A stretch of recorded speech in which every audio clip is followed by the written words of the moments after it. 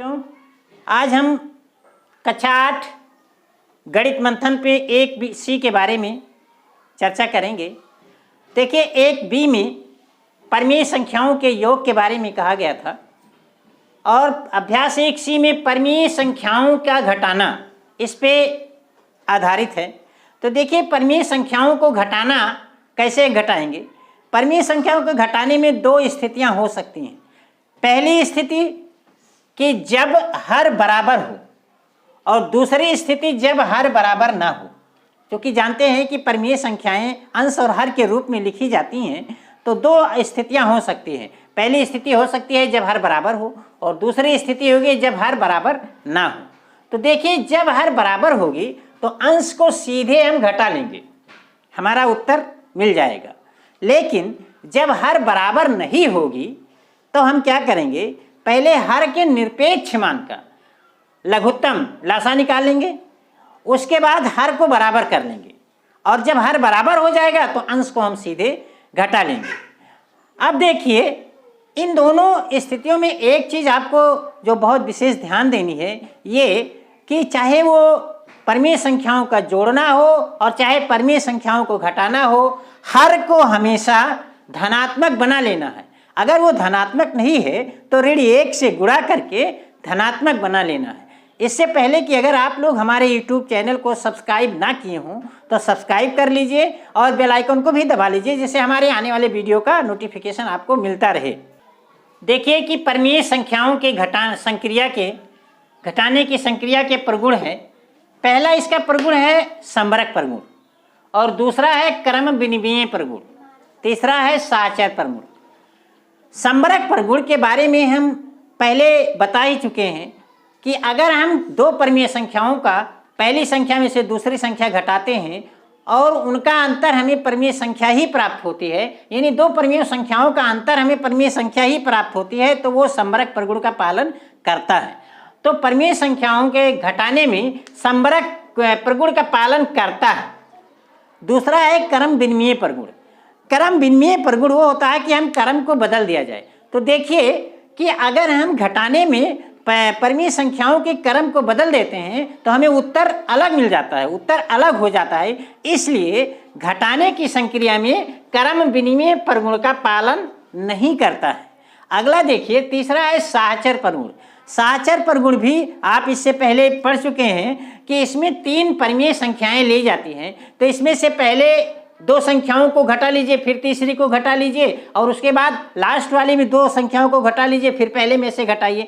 तो इस प्रकार से करने पर अगर उत्तर बराबर होता है तो ये साहचर्य प्रगुण का पालन करता है। लेकिन घटाने में साहचर्य प्रगुण का पालन नहीं करता है।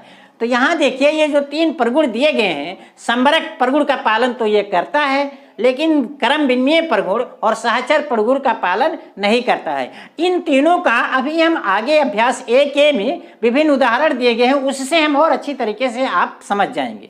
देखिए अभ्यास 1C के पहला सवाल दिया गया है, हल कीजिए। इसका फर्स्ट पार्ट दिया गया है 2/3 ऋण 5/3। यहाँ देखिए कि इसका हर बराबर है। अब हर चूंकि इसका बराबर है तो अंश को हम सीधे घटा लेंगे, तो ये 2 ऋण 5/3 हो जाएगा और 2 में से ऋण 5 में से ऋण 3/3, मतलब इसका उत्तर ऋण 1 हो जाएगा। ठीक इसी प्रकार से देखिए यहाँ देखिए उसी को दिया गया है, थोड़ा सा क्रम बदलेगा, 2/3 ऋण 5/3। अब यहाँ भी देखिए हर बराबर है, तो हर बराबर है तो अंश को हम सीधे हल कर लेंगे। 2 ऋण 5/3। तो देखिए ये ऋण और ये ऋण दोनों अगर ऋण का गुणा होगा तो ये धन हो जाएगा। तो 2 धन 5/3 मतलब ये 7/3 इसका उत्तर हो गया। अगला पार्ट देखिए इसमें दिया गया है ऋण 2/3 ऋण 5/3। यहाँ भी देखिए हर बराबर है, तो हर बराबर है तो अंश को हम सीधे हल कर लेंगे। तो ऋण 2 ऋण 5/3। अब यहाँ फिर वही देखिए, इससे पहले कि ऋण ब्रैकेट के बाहर भी ऋण और अंदर भी ऋण और इस ऋण का इस ऋण के साथ गुणा होगा तो ये आपका धन हो जाएगा। तो ये ऋण 2 धन 5/3। अब ऋण 2 धन 5/3 मतलब 3/3 और ये सरल करने पर आपका 1 आएगा। तो ये उसका उत्तर हो गया। देखिए ये पहले का चौथा पार्ट दिया गया है ऋण 2/3 ऋण 5/3। यहाँ भी देखिए हर दोनों का बराबर है, तो अंश को हम सीधे हल कर लेंगे। तो ये ऋण 2 और ऋण 5 और बटे 3, फिर इसको हम हटाएंगे, ब्रैकेट को तोड़ेंगे तो ऋण 2 ऋण 5 बटे 3, और जब ऋण 2 ऋण 5 मिलके ऋण 7 बटे 3, और यही इसका आंसर हो गया। देखिए सवाल नंबर 2 कहते हैं कि संख्या रेखा की सहायता से सरल करो। दिया गया है 3/7 ऋण 8/7। अब देखिए कि देखिए हर पहले से बराबर है, हर पहले से बराबर है। तो चलिए एक संख्या रेखा को हम बना लेते हैं, एक बड़ा सा लाइन खींच लेते हैं और इसमें समान दूरी पे कुछ निशान लगा लेते हैं। इसमें बीच की संख्या को किसी एक संख्या को 0 मान लेते हैं और 0 के दाहिने तरफ की संख्या को हम धनात्मक और बाएं की तरफ की संख्या को ऋणात्मक। आपको इसमें परिमेय संख्याओं के बारे में शुरू में ही बताया गया था कि अगर जोड़ना है या घटाना है तो हर जितना है 0 से 1 के बीच को हम उतने भागों में बांट लेते हैं। तो देखिए इसका हर 7 दिया गया है, तो हर चूंकि 7 है तो 0 से 1 के बीच को हम 7 भागों में बांट लिया, और इस प्रकार से एक भाग का मान 1/7, 2/7, 3/7, 4/7, 5/7, 6/7, 7/7 मतलब 1, यानी 0 से 1 को हमने 7 भागों में बांट लिया। इधर वाली धनात्मक हो गई और इधर वाली इसी प्रकार से ऋणात्मक हो गई। ऋण 1/7, ऋण 2/7, ऋण 3/7 और ऋण 7/7 तक आने पर ये ऋण 1 हो जाएगी, यानी 0 से 1 के बीच को भी हम 7 भागों में बांटे। ऐसे इधर भी कर लेते हैं। इसके बाद देखिए, अब देखिए 3/7 हमें चलना है, तो देखिए हम शुरुआत करते हैं 0 से। देखिए चाहे जोड़ना हो चाहे घटाना हो, शुरुआत तो हम 0 से ही करेंगे। अब 0 से करते हैं तो 3/7 0 से हम शुरू किए, 3/7 तक हम चाहेंगे, क्योंकि देखिए 3/7 धनात्मक है, तो धनात्मक है तो जानते हैं धनात्मक हम दाहिने दिशा में जाते हैं, तो 3/7 हम धनात्मक दाहिने दिशा में जाएंगे, तो 1/7, 2/7 और 3/7। इस प्रकार से देखिए कि हम 0 से लेके यहाँ 3/7 पे पहुँच गए। अब देखिए उसी के आगे हमें इसमें जोड़ना हो घटाना, जहां हम पहुंच गए हैं उसी के आगे शुरू करेंगे। अब देखिए ऋण 8/7, ऋण चिन्ह ये बताता है कि हमको यहां से बाएं आना है। ऋण चिन्ह ये बताता है कि हमको यहां से बाएं आना है, तो हम यहीं से शुरू करेंगे और अपने बाएं 8/7 खाने तक आएंगे। तो इस प्रकार से देखिए 1/7, 2/7, 3/7, 4/7, 5/7, 6/7, 8, 8/7। तो वापस हम बाएं दिशा में वापस आने पर हम कहाँ पहुंच गए? ऋण 5/7 पर पहुंच गए, और यही आपका उत्तर हो गया। ऋण 5/7 यही आपका आंसर हो गया। ठीक इसी प्रकार से देखिए ये इसका दूसरा पार्ट जो दिया गया है, दूसरे पार्ट में हर बराबर नहीं दिया गया है। तो हर बराबर नहीं दिया गया है तो हम 6 और 4 का लघुत्तम समापूर्तक निकालकर पहले हर को बराबर करेंगे। तो लघुत्तम समापूर्तक निकालने पर हम पाते हैं कि इनका लघु आया क्या नाम से लासा 12 आया, तो जाहिर सी बात है हमें इसको 12 बनाना पड़ेगा। अब देखिए अगर हमें 6 को 12 बनाना है तो 6 में हम 2 से गुणा करेंगे तब 12 बनेगा। तो जब 6 में 2 से गुणा करेंगे तो हमें अंश में भी 2 से गुणा करना पड़ेगा, नहीं तो मान में अंतर हो जाएगा। ठीक इसी प्रकार से देखिए 4 को हमें 12 बनाना है, तो 4 में अगर हम 3 से गुणा करेंगे तो 12 बनेगा। तो 4 में अगर 3 से गुणा करेंगे तो 3 में भी 3 से गुणा करेंगे। तो आपका देखिए ये इसमें कन्वर्ट हो गया, ऋण 8/12 और ऋण 9/12। अब देखिए इसका हर बराबर हो गया। जब इसका हर बराबर हो गया तब हम संख्या रेखा पे चलते हैं। अब देखिए संख्या रेखा हमने यहाँ से लेके यहाँ तक खींच ली, और फिर एक खाने को हमने यहाँ 0 मान लिया।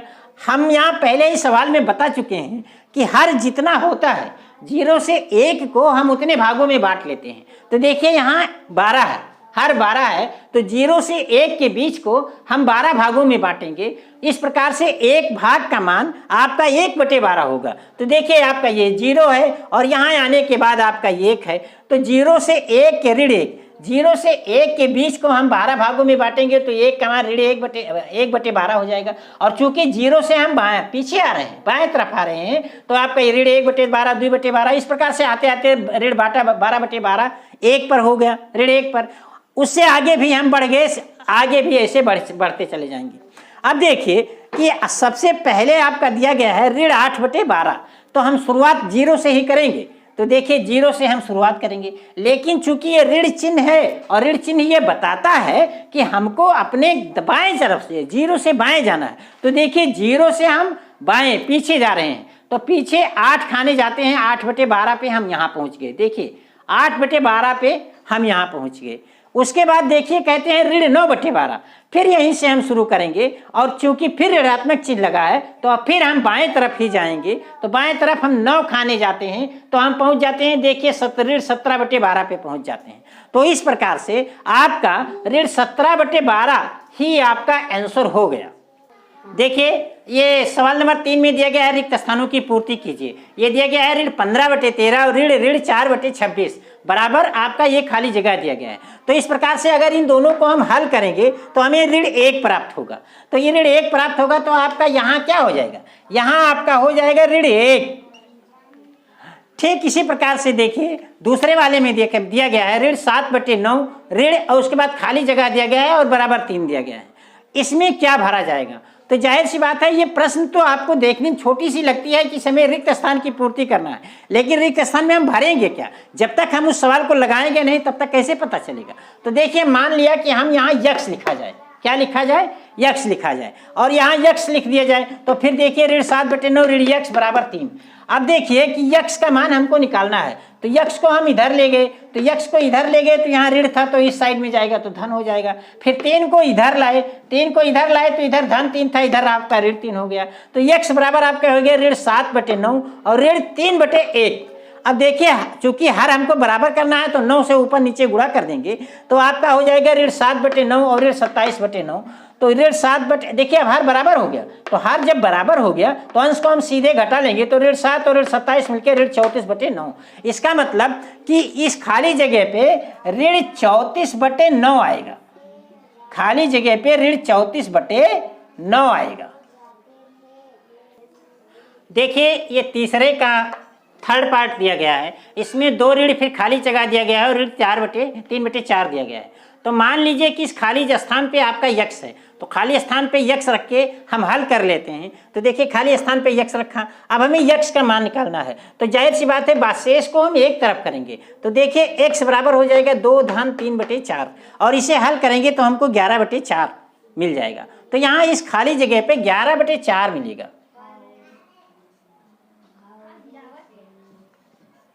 ठीक इसी प्रकार से चौथे सवाल में देखिए खाली जगह पहले दी गई है, फिर ऋण 2/3 और बराबर 5/6 दिया गया है। तो हम मान लेते हैं इस खाली जगह पे यक्ष है। अब खाली जगह पे यक्ष है तो ऋण 2/3 और बराबर 5/6। अब इसे हम हल करेंगे।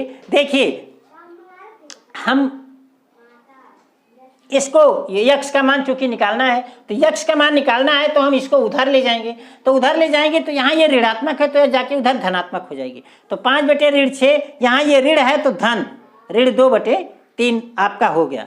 फिर आप 6 और 3 को बराबर करेंगे, बराबर करने के लिए लघुत्तम लेंगे, लघुत्तम लेके हर को बराबर करेंगे और लगे हाथ चूंकि ये देखिए हर ऋणात्मक है तो हमें हर धनात्मक बनाना है, तो ऋण 1 से गुणा करके हम हर को धनात्मक बनाएंगे। तो आपका ये इसमें बदल जाएगा ऋण 5/6 और ऋण 4/6 और इस प्रकार से इसे हल करेंगे तो ऋण 9/6। चूंकि यहाँ देखिए हर बराबर हो गया तो अंश को सीधे हम घटा लेंगे और आप 9/6 को सरल करेंगे तो ऋण 3/2 हो जाएगा। इस प्रकार से आपका यहाँ इसमें जो हो जाएगा ऋण 3/2 ये आपका इस खाली जगह में भरा जाएगा।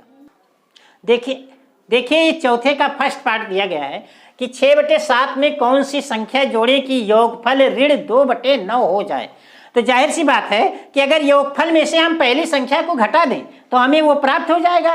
अब देखिए वो संख्या क्या हो जाएगी, योगफल माइनस पहली संख्या, बहुत ही आसान है। योगफल आपका दिया गया है ऋण 2/9 और इसमें से पहली संख्या हम 6/7 को घटा देते हैं। देखिए 9 7 का लघुत्तम लिया आपका 63 हो गया और इस प्रकार से हम 7 से यहाँ 7 ऋण 2 × 7 और ऋण 6 × 9 और हल कर लिया ऋण 54 और ऋण 14 ऋण 54 हो जाएगा बटे 63 और इस प्रकार से इनको दोनों को ऐड कर लिए तो ऋण 68 बटे ऋण 63 ये आपका उत्तर हो गया। मतलब कि ऋण 68/63 अगर हम जोड़ देंगे इसमें से तो योगफल उतना मिल जाए। देखिए चौथे का सेकंड पार्ट दिया गया है ऋण 7/12 में कितना जोड़े कि योगफल 25/36 हो जाए। तो जाहिर सी बात है कि अगर योगफल में से हम ये पहली संख्या घटा देते हैं तो हमें वो संख्या प्राप्त हो जाएगी। तो देखिए 25/36 ऋण 7/12। अब देखिए 36 और 12 का लघुत्तम लेंगे तो आपका 36 ही हो जाएगा। तो इस प्रकार से इसमें से 3 से हम गुणा कर देंगे तो आपका यह हो जाएगा 25 ऋण 7 × 3 तो 25, अब ये ऋण और ऋण गुणा होकर धन हो जाएगा 21। इस प्रकार से 46/36 हो गया। और इसे हम जब सरल कर लेंगे तो 23/18 आपका उत्तर हो जाएगा।